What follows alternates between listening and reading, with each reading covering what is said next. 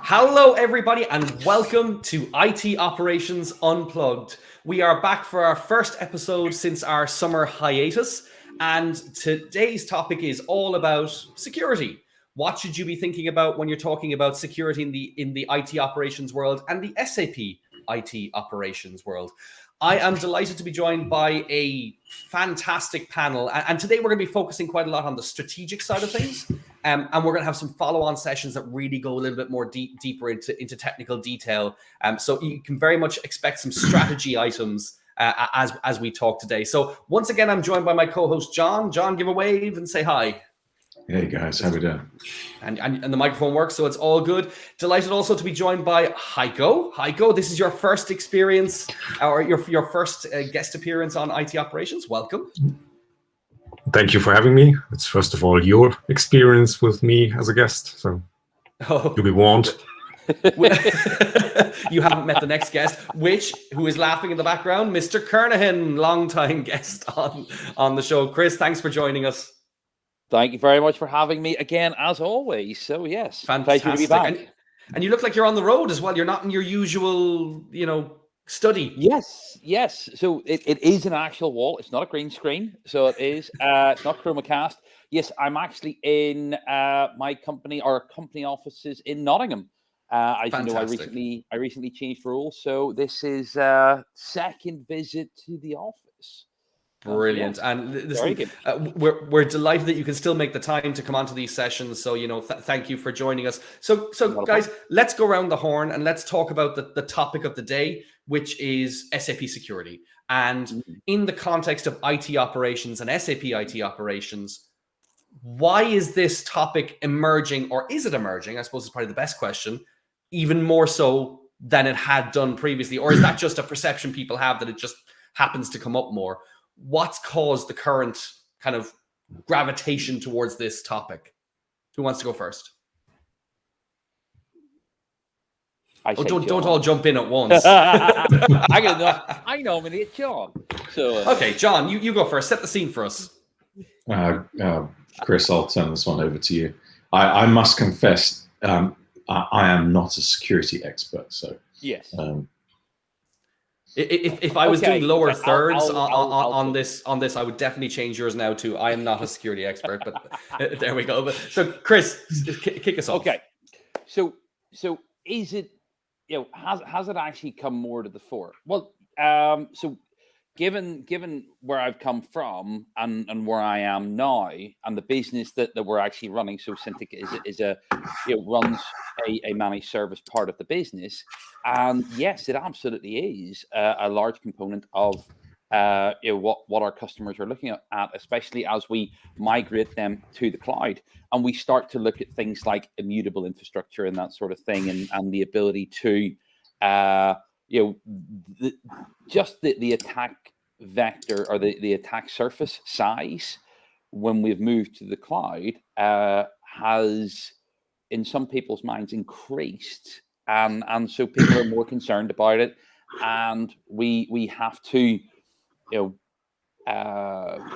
we have to work with them and show them what we're doing, how we do it, and all those sorts of things. So yes, the actual security aspect of it has increased in visibility by our movement to the cloud, but also some pretty high profile vulnerabilities that have been identified in some of the operating systems and some of the cloud platforms. When we look at Azure recently, when we look at Windows printing as well, it's really been highlighted in people's minds, and it's very prescient in people's minds at the moment as well. Yeah, and I think if you look at SAP Hot News over the past 6 months, you're going to see a lot of CVSS scores, severity score of 9.8, 9.9. I've even seen a few 10s. I think there was a couple of 10s last month, which is obviously bringing it to the forefront as well. But it's interesting what you said there, Chris, and you're talking about the MSP perspective and showcasing a improved security and kind of bringing the understanding of whether the attack surface is increased or not. But what about the actual activities that are being undertaken? Is there a shift in what is required? And should people be thinking differently when they're approaching the security of their IT operations landscapes and the SAP operations landscapes? don't know if there's a change in what is required. There's certainly a change in the how you can provide that security. When we look at things like high network provisioning, the difference between VPN, zero trust, and those sorts of things from a infrastructure point of view, or we talk about automation, or we talk about compliance reporting, the actual capabilities that are available to customers have increased massively. So they have, and sometimes it requires a different mindset on how to do things as to how you would have done them previously. But from the high level discussions that I've had with the people within this industry and within my immediate circle, I would say the biggest change is in the how, not in the why or the or the doing of it. Heiko, you're I'm going to argue with that. I saw you. I'm going to argue with that before Heiko John's going comes to in. argue first. I've got to. I totally disagree with this, and that's go on, dude. Just simply, you look at the facts. If you're a big business, and you get hacked, it is at best embarrassing, most likely reputational damaging, and possibly the end of you. And that's different. Even in the last 3 years, the severity, ever since Target got hacked, the severity of what happens has increased, and the risk has increased to the extent where, I got a note from our CFO the other day about how our insurance policy is changing. And our insurance policy requires us to have up-to-date systems to mitigate security issues. Otherwise, we're potentially not insured against something. But that's not the question he asked me, though. Well, that is the question he asked. I still think that the background is changing. Yeah, I would agree with that 100%. Totally agree. And what's interesting is that the reaction to that in businesses, it should be, almost paranoia, I would say, about security. I know we are. It's something we take extremely seriously. Oh yeah. But I think that there's a real broad gamut there of what you're seeing in terms of how people are approaching it, and I think that'll change probably over the next 3 years. It'll standardize as people become increasingly paranoid. But I think we're in the midst of a paradigm shift in terms of how we see IT security. Yeah. Sorry, Heiko, I know you had something to say. Yeah, let's jump over to Heiko. You wanted to jump in. Yeah, I just forgot what I wanted to say because because John was disagreeing with Chris. John was so insightful. I think what John said was a really fascinating point, because it's that backdrop, isn't it, of context that gets it onto the desk of people like you, John. Yeah. The people who are trying to run these companies, keep them running and not have to deal with these issues, are suddenly concerned with, okay, guys, let's not be in a reactive pose. What are we proactively doing to ensure we're not the next target? We're not the next X, Y, and Z. And I think you're absolutely right as well with the insurance companies. And I think it started in France, where they were saying, look, if we won't cover you to pay ransomware, for example. We won't cover if you don't have your operating systems patched and up to date. So then, and maybe Heiko, you can speak to this, because we were discussing this recently. How do you keep them up to date? How do you prove they were up to date to ensure that in the worst case scenario you're covered? Obviously, you'd like to prevent it in the first place, but that's a big challenge, right? Well, it starts with knowing what your environment is, and having, in particular, I think in SAP shops there's probably a broad range of operating systems, network components, whatever have you. And it starts first with a proper inventory, because otherwise you don't know if you even are affected by what's been, what's already been exposed. And then the other thing is, and this is probably also something that has changed in the way our whole IT infrastructures have changed. So you need a much more holistic approach to security than you did before, because otherwise, in the good old days, you had your perimeter firewall somewhere, and everything inside was good and everything outside was bad, and that was pretty simple way of looking at it. with all the options clouds provide us, that allow basically whoever in the company to spin up some part of the infrastructure. It has to be in the minds of all the people, probably in the way they do it on their desktop in terms of antivirus or what have you. But yeah, extended to the whole stack, to the whole application stack, to always keep this in mind. And we have this technical means like zero trust. But I was just about to ask, should we be moving to a zero trust society where it doesn't matter where you are, I don't trust you, and each application, each server, each part of your world should be built as if everybody's an adversary? Should that be the case?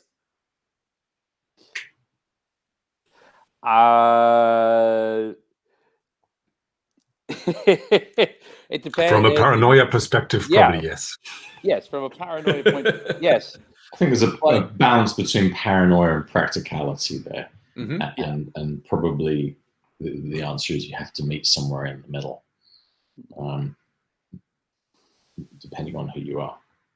I do hit upon something that you all said, and you know, in the business that I'm in, it's absolutely critical, and that is that inventory, that CMDB, that pretty much runs what my company, what the company I work for does as the catalog for what is it we support for a customer, and that piece of information is absolutely critical. That then drives all the ITSM and ITIL processes that we use to support and work with our customers. And without that, it's useless. But in a cloud environment, that has its own challenges in being kept up to date, simply because of the way we actually use cloud across cloud vendors, not just in a single cloud vendor either. And that does pose several challenges. So that holistic view, starting right the way from the what it is through to the is it trusted, is it protected, is a fascinating journey. Fascinating journey. Yeah, I agree. And it's interesting because you hit on a very interesting point, which is it's not enough to go through a process to say, right, we're going to catalog everything. We're going to figure out what we have, where we have it, who should and should not have access. Because the minute you write it down, it's out of date. The minute you catalog it, it's out of date. So, and this was kind of one of the things I wanted to get onto in terms of good hygiene and in terms of what people should do to keep up. Really, it should be thinking about how you do this in an automated fashion. We're all like about an automation. advertisement for ServiceNow. Yeah, that's true, actually. Yes, and you deploy service. No, but maybe that's the answer. Is that the answer? That you deploy something like ServiceNow to do this for you, or something similar. With the ITSM tool, most of the ITSM tools do have the CMDB built into it, because that is the bedrock of many of the workflows. It's not just the process, it's what are you running it against? You have to have that embedded within the tool. So yes, it could be an ad for an ITSM tool. But on a practical note, we almost never see customers that are not running ServiceNow, certainly in our space. Could we say an ITSM tool? Because I know several people that don't run ServiceNow but run an automated tool,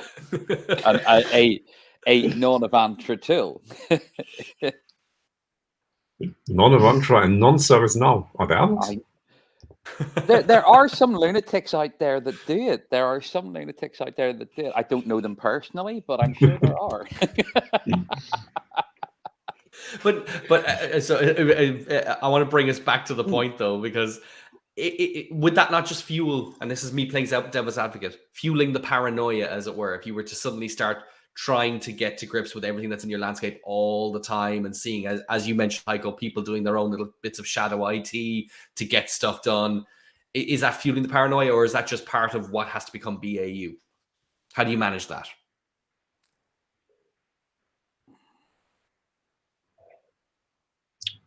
For me, it looks like part of reality, so it has to become part of the BAU.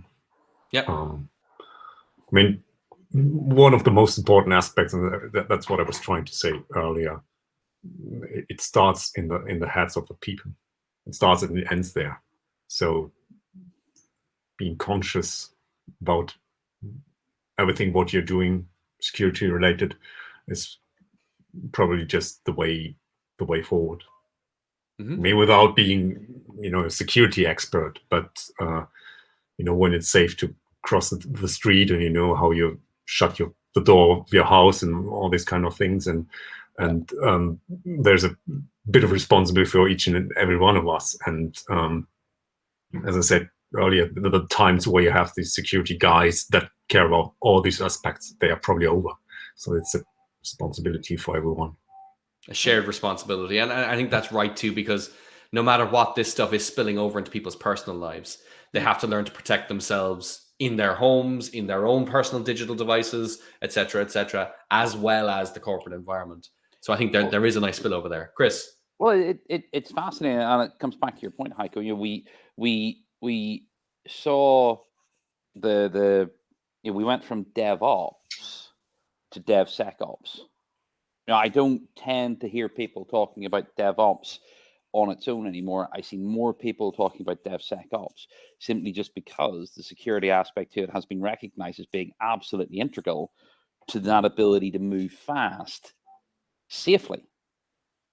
So yeah, it does start much earlier with much more exposure.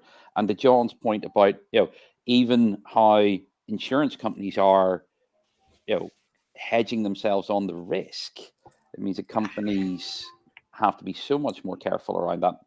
They shadow IT and things like that. There, people are taking risks potentially that they have no quantification for what the downside is in terms of the company exposure. So that's quite scary. Yep, I think I might rename this episode to the paranoid episode, because we're definitely playing into that for anybody who has any sorts of concerns in this space. So, but let's move from this into a little bit more about, okay, we know there's a problem. We are now completely paranoid. Every single one of us, we're all screwed. How do we move forward? Where do we get started? Because it can be a little, like a lot of things in IT operations, and especially in the SAP world, it can be a bit of paralysis looking at this giant mountain that must be climbed, with a peak that you will never reach, let's face it. But how do you get started, and where's the best place to consider that starting point? I'm going to have a first stab at that, because and I'm sure these guys will have some more detail, because I think at an executive level, it's quite straightforward. We woke up one day and we said, this is important to us.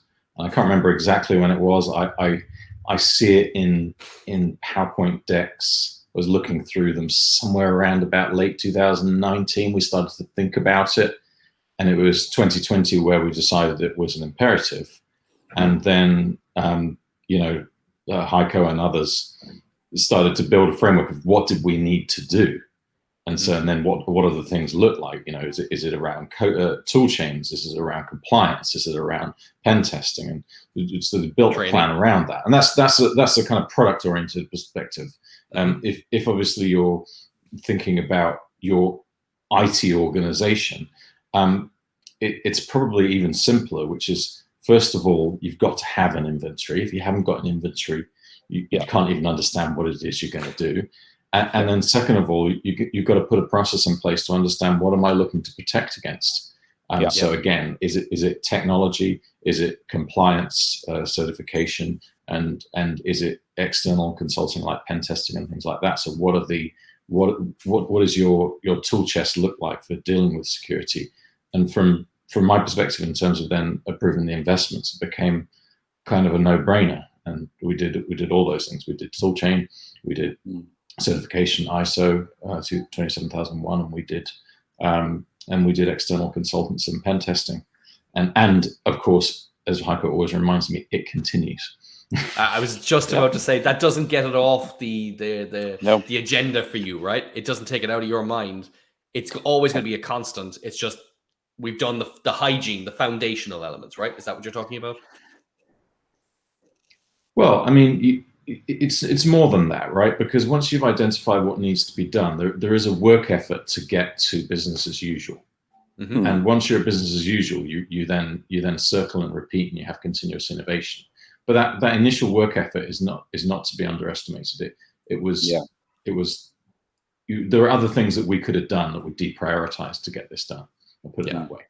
Yeah. So and just now to be clear, John, Heiko, correct me if I'm wrong, but it's not that painful in business as usual. It adds overhead to engineering. It adds we have to invest in time for ISO. We have to invest in additional security audits, but it doesn't slow us down too much on a day-to-day basis now. No, it doesn't. And the beauty of, well, if you can say beauty of any of these kind of frameworks, is that they have this continuous improvement sort of baked in. So that's, probably getting the framework established, getting certified the first time is that hygiene you're talking about, Brenton. Yeah. But then you're forced to live this on a daily basis, so it becomes BAU. And you get used to it, and if you're doing it, if you're repeating it, then it takes less and less time. And obviously, we see the clear value when you look at what happened with SolarWinds. It probably has to come up, in such a talk. And honestly, I'm quite happy to do this little bit of overhead work. Yeah. Just for my own edification. So, John, when we were talking, and Heiko as well, what you're actually talking about is what Avantra went through as the discovery process, the implementation process through to the BAU process. It's not just from a product point of view, but it's actually as a company. That was your journey that you just described.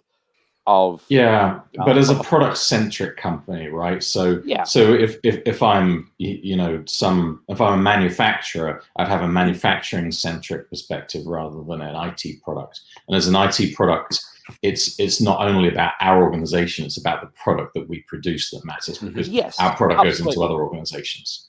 No, absolutely. But the changes you make in your organization will consequently feed into the quality mapping within your product, and that is something to be proud of, and something that's excellent. When you were describing it there, I just wanted to be clear that it's you're talking about both aspects. Sort of, but what I'm not talking about, because I think it's an entirely different product, is the concept, is the capabilities within our product to help with that. No. That's separate. I mean the product development. No, I mean the product development. Because when we look at what your development organization does in building the product and things like that, you will have identified, and you will have security processes, code reviews, and things like that will feed into those code development processes. So it's not just your company operations; it's also what you produce as an output and code that is affected by this process, which is fascinating. And we document it, and we share it with customers and prospects, so they understand what we do and the importance of that. That's life in 2021. And I don't think even 2 years ago, and Heiko, you've been around here longer than all of us, I don't think that was a customer imperative 2 years ago, and it is today, 100%. It was very rarely that the customer really cared about it or even asked for it. Basically, there was one or the other question, but usually that was how do you deal with SOX and these kinds? It was more in the compliance area, than it was in the security area. So that has definitely changed.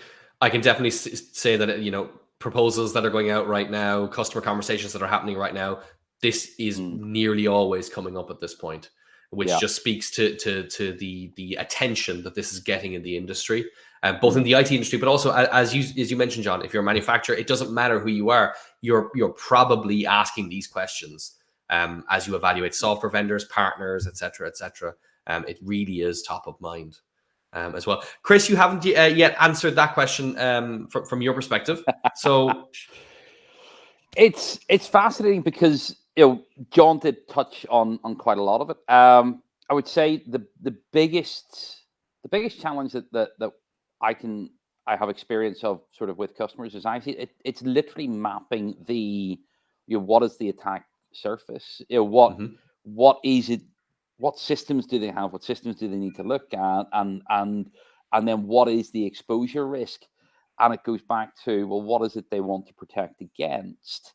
And what is their risk? What is the risk profile of either prioritizing something or deprioritizing something? And those conversations have lots of political stakeholders, and that is a challenge. So it is, and that will always be a challenge. For you folks, the journey you went through was within within your organization. I have, within our company, we have to do it ourselves internally, but also with our customers from a services point of view, not from a product point of view. And that leads to some very interesting conversations. So it does very, very interesting conversations that, as you say, don't stop. They continue as our customers' priorities flex. And it usually starts with compliance, with everybody, with these sorts of things. It starts with compliance and compliance and auditing. And then that leads on to the next conversations around, how do you measure? How do you adapt? How do you improve? And then what do you improve? And it is a lot of fun. It is an awful lot of fun. And you learn a lot. You learn a lot as well. You do. I'll always be learning, as our friend DJ would say. And I think what I'm hearing from everybody, no matter what, as a starting point, you need to know what you have in order to even get to the point of making a plan or figuring out what investments you need to make. So I think that's a fantastic starting point. We're at the bottom of the hour, so we're not going to go on too much longer. I can say that one of our next sessions that we're going to be covering, because we are going to be very focused on security as quite a core theme over the next kind of 3 to 6 months on IT Operations Unplugged. I can tell you one of our next sessions is going to be very much a propeller hat, looking specifically at on-premise SAP infrastructure. So the stuff like the NetWeaver stack, the Java stack, et cetera. What does hygiene look like in that case? What should you be talking about? And that's a whole topic in itself. Chris, sorry, I interrupted you. I was about to say, this was a very strategic discussion. We didn't even get into the numerous levels of security that you have to drill down and into when you're talking about SAP security and the technologies you have to work with. They are vast. And the fact that you can't just think about SAP. You have to think about everything, whether it be SAP, non-SAP, how the integration works, everything. But look, we won't spoil that now, but I just a little bit of a plug for what's coming up over the next few episodes. So please do keep an eye out and do hit that subscribe button. But for now, any parting thoughts anybody wants to jump in with before we leave this strategic session? I think we pretty much covered everything. Don't ignore it. Get started. Figure out what you have. Only that I don't think it's fully played out yet, because the nirvana of a self-healing enterprise in this context of SecOps is going to be essential. And then just to lead into the next conversation, that's even harder in an SAP context. Yes. Even harder. Even knowing what you've got is hard. But, I'll leave that to the experts. Absolutely. So do keep an eye out for the next session. For now, thank you very much for joining me, John, as always. Mr. Heiko Mannherz, I completely butchered your surname there. Mannherz, thank you very much for joining us. Great to have you on as our Chief Innovation Officer. Great to have you on the panel. Chris Kernaghan, Chief Product Officer at Centeq, a brand new title as of 2 weeks ago. Thank you so much for joining us. And thank you, everybody, for watching. And we'll see you all next time. But for now, thanks very much. Thanks very much, folks. Bye. Bye.